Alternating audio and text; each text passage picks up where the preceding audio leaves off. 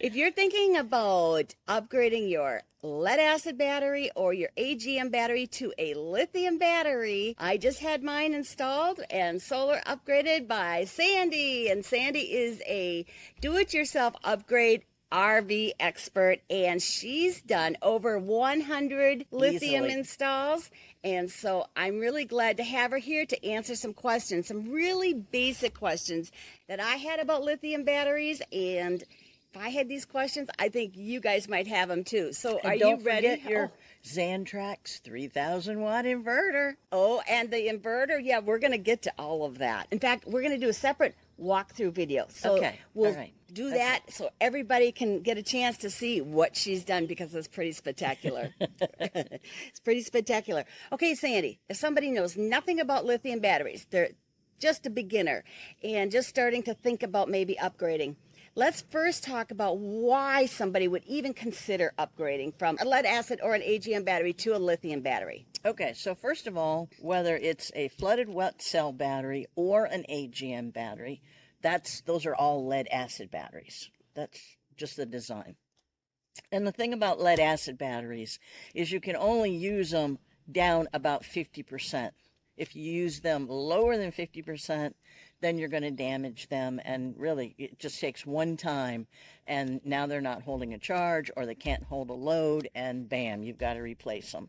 Lithium batteries, on the other hand, you can use them all the way down to 0. They're no maintenance. They're easily half the weight of a lead acid battery. So you get weight savings, you get double the power, because you can use them down to 0 instead of 50%. They're maintenance free. They don't off gas like lead acid batteries do, so you don't have to have any kind of ventilation considerations for them. And one of the things I really like about a lithium battery is it has what's called a BMS, a battery monitoring system inside, and it's like a brain. I basically say lithium batteries are smarter than humans, because if you get a good lithium battery, a high quality one, it has all kinds of safety protocols in that BMS where it's going to take care of itself. So if you forget to turn off your inverter or turn off your house battery switch, and you're going to run the battery down, it's smart enough to actually shut itself off.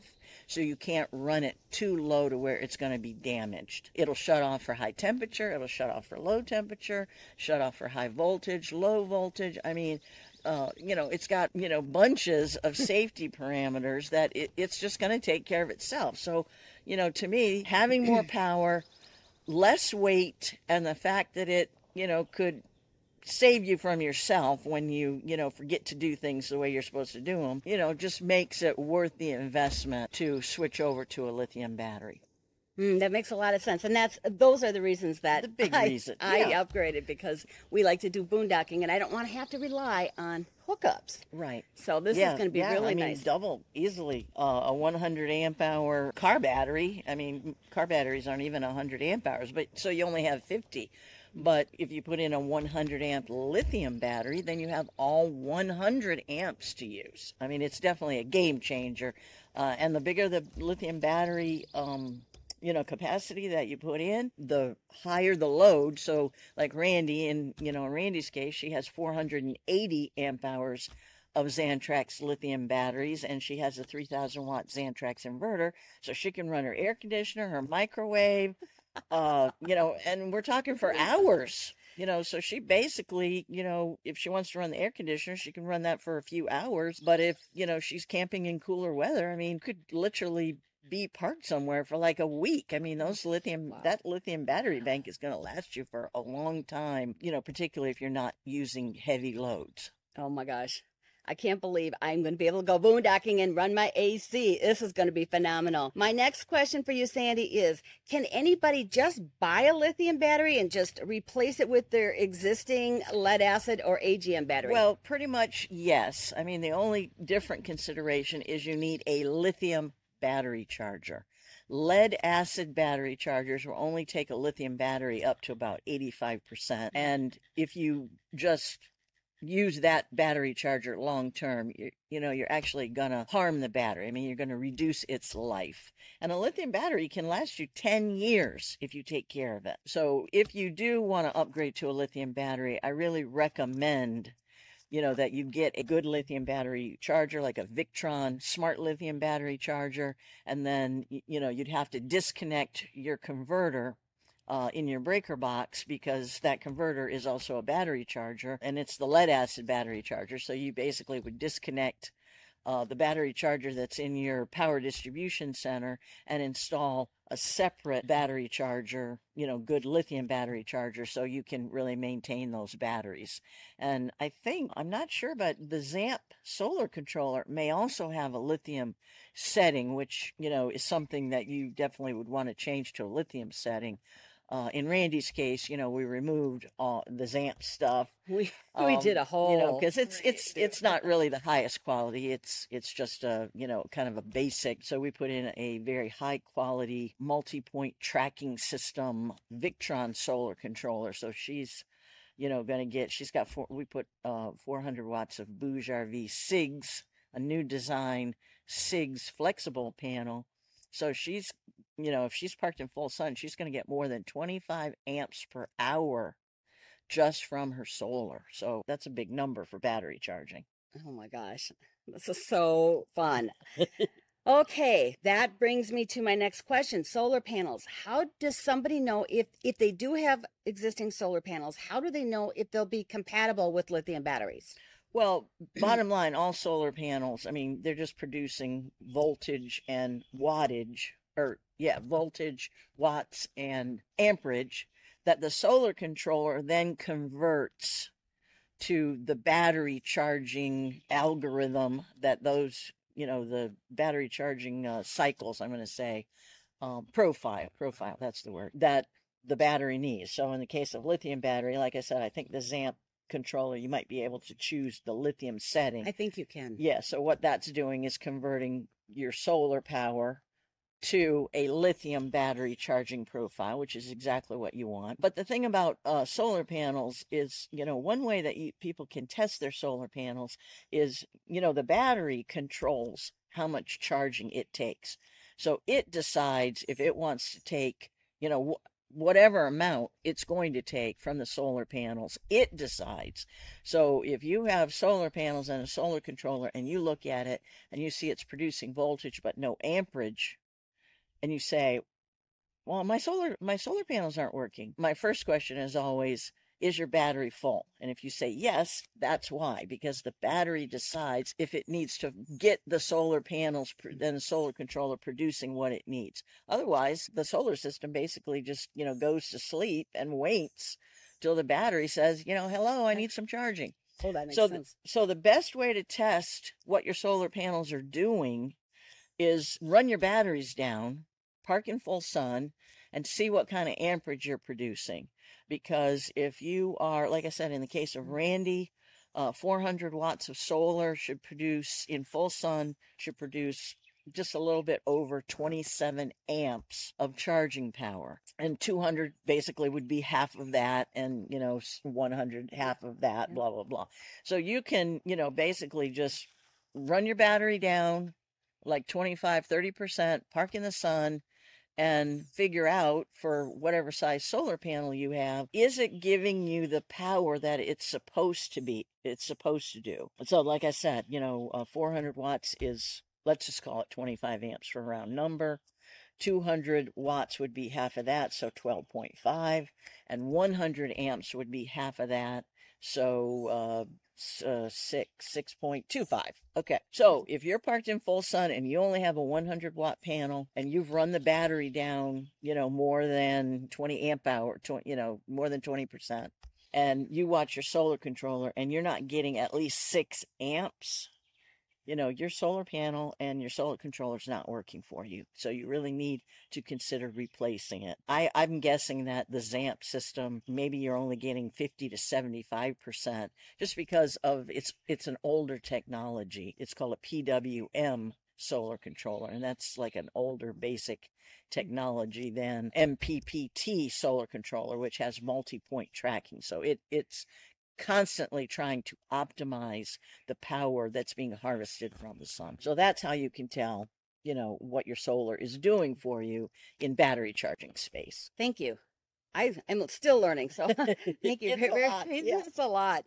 Okay, how would somebody determine what size of a lithium battery they might need if they're thinking about upgrading? So the real consideration is, do you want to run the air conditioner? I mean, that's kind of the breaking point. If you don't care about running the air conditioner, then like 200 amp hours of lithium battery capacity is probably going to be fine. If you want to run the air conditioner, then I definitely would recommend 400 or more. The Xantrax inverter manufacturer basically says if you're going to use our inverters, you need to have at least 100 amp hours of lithium battery per 1,000 watts of inverter power. So in Randy's case, she has a 3,000 watt Xantrax inverter, so she needs at least 300 amp hours of lithium batteries to run that inverter. We chose to go with the Xantrax batteries. Each battery is 240 amp hours, so she has a total of 480. So that's, over kind of the minimum that Xantrax says a 3,000 watt inverter uses. I also have a 3,000 watt inverter, but I've really found that if you want to run the air conditioner, like longer than 2 hours, 600 amp hours of lithium batteries is really kind of the sweet spot for, running the air conditioner, a good amount of time, like I said, in terms of hours, running the microwave, having enough battery capacity where, you're not using it down to like 0 every time. You want a little bit of margin. So I have just found that 600 amp hours is really kind of a sweet spot if you want to have a complete trailer operation. Great. Okay, next question. And you've talked about a converter. So my camper had one. I think you replaced that. Yes. Yes, you did. Yes. But would somebody have to replace that? How would somebody know if their converter would work? Yeah, they would just have to disconnect it because the converter is really for lead acid batteries. Okay. So you really would just disconnect that. The bad thing about the inverter that little guy Max uses, it's kind of an all-in-one. So you really have to take it apart to figure out how to disconnect the converter. So you're kind of left with two choices. Either replace the converter you have, which is a WFCO 8735, I believe. And they actually make one that has a lithium compatible converter battery charger inside. And I think Little Guy Max is actually installing that version in the newer Little Guy Max trailers. So, so people with the older trailer like yours that doesn't have still has a lead acid battery charger, your choice is to try to figure out how to take it apart to disconnect that battery charger or pull it out and replace it with the lithium version of that same 8735, or like in your case, what we did is we actually removed the 8735 and we installed a much higher quality WFCO 8930/50, which is a dual bus barred breaker box and fuse panel, and we separated the neutral bar so we could have two true buses. So we could use one bus for shore power, and then we could use that shore power bus to feed the inverter for the pass-through when you're on shore power. And then we could have a complete separate inverted bus. So when she's boondocking, we can put all the breakers and circuits that you want when you're boondocking on the inverted bus, and the circuits and breakers that you don't need, like the water heater. You run your water heater on propane when you're boondocking. So we left the water heater circuit breaker on the shore power bus. So the WFCO 8930/50 gives you a much better breaker box to use when you're doing a big conversion. And then it also includes the fuse panel. So it's just a nicer system. And I think we just cut out like a half an inch on, the vertical side and a half an inch on one of the horizontal sides. So we really just had to cut, on two sides, and it fits and looks beautifully. Yeah. It does look really beautiful. She did a fantastic installation job. In fact, I've got a video coming up that I will link in the video description below, a complete walkthrough of the setup so you can see the system and you can see what it looks like, including the solar panels, which are gorgeous. Yeah, they are. It's all gorgeous. It is all gorgeous. It's amazing how it turned out. Okay. Do lithium batteries work in cold temps, or what would somebody need to know if they are like me and live in a cold environment in the winter, it gets cold? Okay, that's a great question because lithium batteries are sensitive to cold. You cannot charge a lithium battery below 32 degrees or you risk damaging it. You can use it, but you can't charge it, which in my mind, why would you want to use something if you can't charge it? Because, you wouldn't want to use it down and let it sit in an uncharged state. I mean, that's not good for it either. The bottom line is, you don't want to charge it below freezing, below 32 degrees, but it could be stored, I'm going to say, out in as low as -10 for maybe less than a month. I mean, that would be fine. After that, you really need to pull the battery and take it to a warmer place because, they really just don't like the cold. I mean, I'm sure you've seen on the news where, the Tesla electric cars, in Minnesota or wherever, the people come out and they can't start them because they're way frozen. So yeah, they don't like the cold. But as far as camping, like in Randy's case, she loves to winter camp. So as long as she watches the temperature, make sure that, she's not getting below, -10 kind of a thing. When she goes to get her trailer, if she, before, when she knows the temperatures are going to be below freezing like that, she should just turn off her solar panel power. So there's no risk that the solar could be trying to charge the battery. And you can, then store the batteries turned off, so you make sure there's absolutely no draw while they're sitting there waiting for you to come back, or leave them on. I mean, as long with the different battery switches that we have on there. I mean, we've pretty much eliminated any kind of parasitic draw, so it can go either way with how you want to store the batteries off or on, for the short periods between your little camping trips. But anyway, so you go pick up the trailer, you turn your house battery switch on because you use that for your jack and, blah, blah, blah, and you're using the lithium battery when it's cold out. That's okay. So then when you get to your campground, turn on your furnace, start warming up the trailer, and then you have your beautiful Xantrax lithium battery app, which has the temperature on it. So then you can look on that little fella, and as soon as you see the number above 32, I'm good to go. You're good to go. Turn your solar panels on, turn your Xantrax inverter on. No worries. Use it. Okay, I know lithium batteries come in a variety of price points. They do. And how do I know, or how would somebody know? Should I go with the cheaper version? I know that we installed Xantrax and kind of I'm going to say middle of the road. Middle of the road, okay. Yeah. Middle to a little bit higher. What are some things somebody should look for? Yeah, what should they look for if they're going to buy a cheaper battery, or what would you suggest? Well, I always like to go with the higher, I like to go with the more expensive batteries because, like in Randy's case, she went with the Xantrax 240 amp hour battery, and that battery has its own on-off switch. So it's really easy if you want to disconnect. I mean, you don't have to actually get your wrenches out and disconnect the wires and worry about the positive touching something and causing a short, blah, blah, blah. So some of the cheaper batteries, are you saying you would have to do that? Yeah. If it doesn't have its own on-off battery switch like yours does. So, I mean, that's a big plus. Yeah. I mean, I can't tell you how many people have called me. They suddenly don't have any power. And, 12-volt power. And I'm like, did you do anything to your batteries? Well, yeah, I just had to replace them.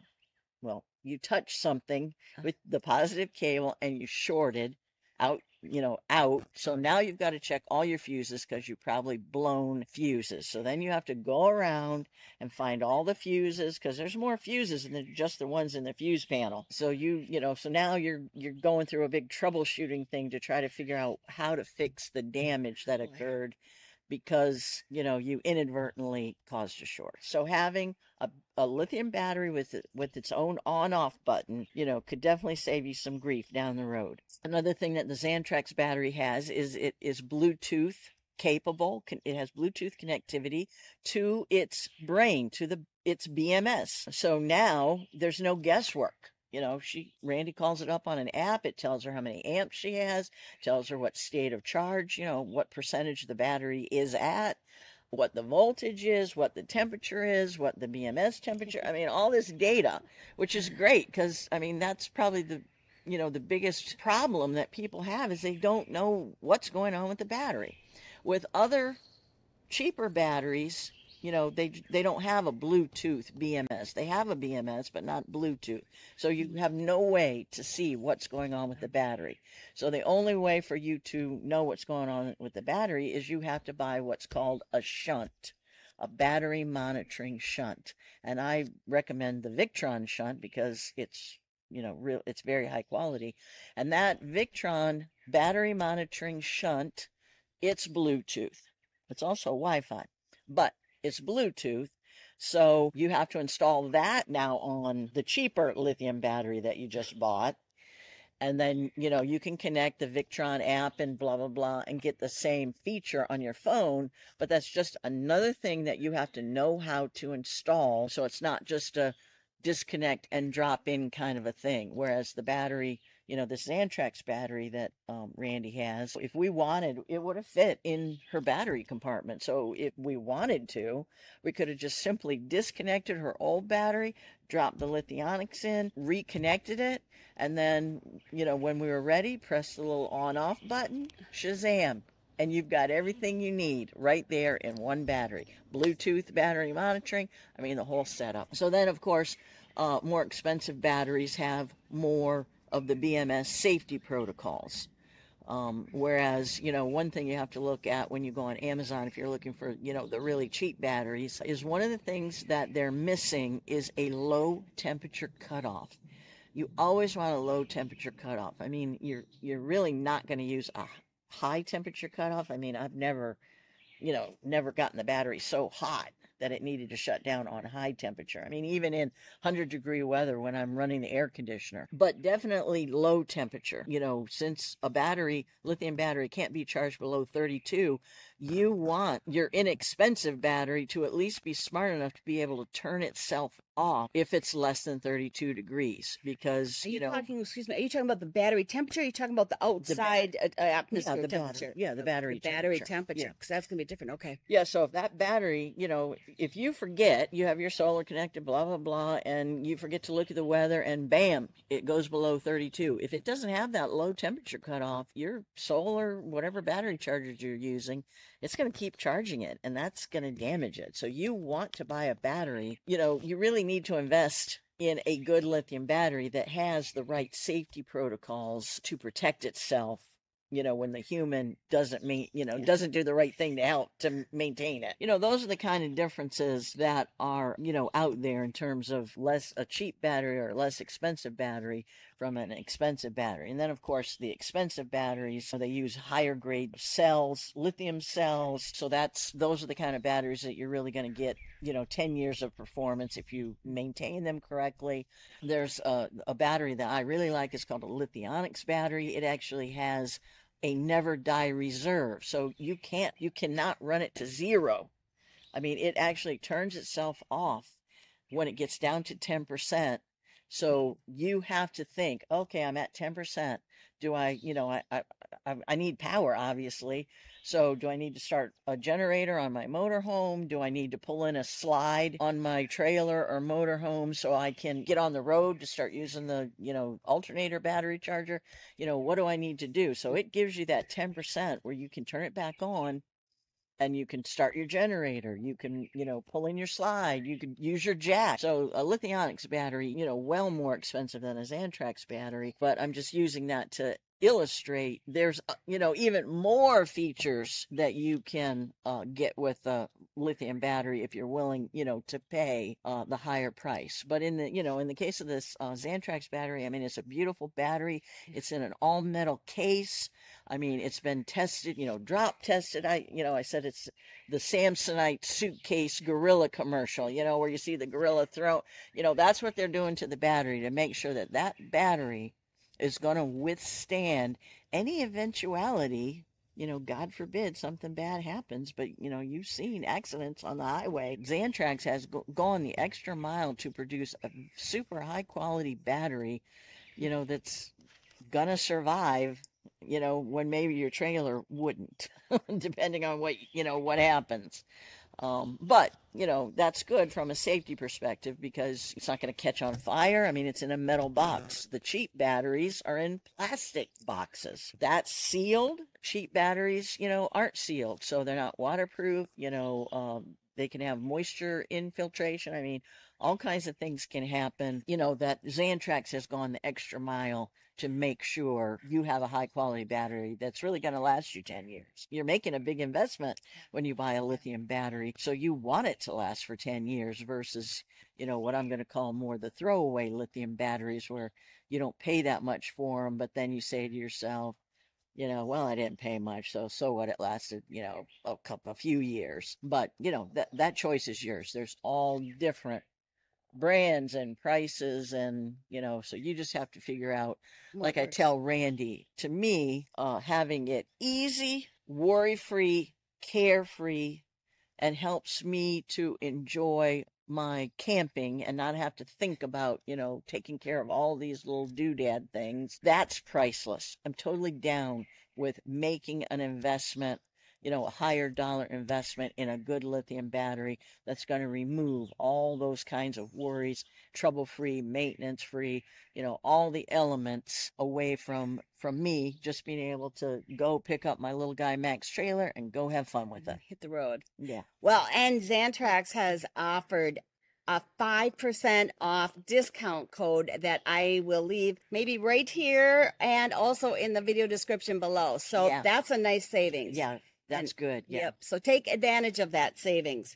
Okay, so if you want to see the setup that we've been talking about, Sandy's going to walk you through and show you everything that she's done in this video that I'm going to place right here. So click on this video next and we'll see you over in this video. Okay, bye, Sandy. Thank you so much for everything. Yes.